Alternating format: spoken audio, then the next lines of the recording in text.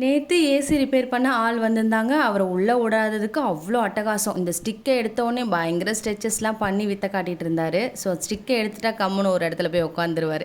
அப்புறம் ஒரு வழியா அவர கட்டி போட்டுட்டு, அதுக்கப்புறம் பிரேக்ஃபாஸ்ட் செய்ய மேல வந்தாச்சு. இன்னைக்கு எங்க அம்மா செய்றதுல ரொம்ப என்னோட ஃபேவரட்டான ராகி அடை தான் வந்து செய்ய போறேன். முருங்கைக்கீரைலாம் போட்டு. அம்மா ரொம்ப சூப்பரா செய்வாங்க. ஷேப்லாம் அழகா பண்ணுவாங்க.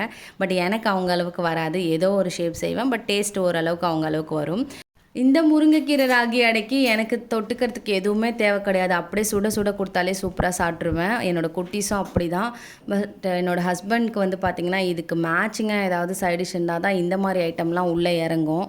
இந்த ராகி அடை செய்யும்போது நான் கிச்சன்லேயே நின்று தான் சாப்பிட்ருவேன். இங்கே வந்து உட்காந்துலாம் சாப்பிட மாட்டேன். எனக்கு சுட சுட அப்படியே அங்கேயே நின்று சாப்பிட்ருவேன். மதியம் லஞ்சுக்கு வந்து ஆனியன் சாம்பாரும், அதுக்கப்புறம் கேரளா ஸ்டைலில் பாவக்காய் மெழுக்கு வரட்டியும் தான் ரெடி பண்ணியிருந்தேன். நேற்று ஒரு லாங் வீடியோ அப்லோட் பண்ணியிருக்கேன். நீங்கள் செக் பண்ணலன்னா மறக்காமல் டேக் பண்ணுறேன், செக் பண்ணுங்கள். பாய்.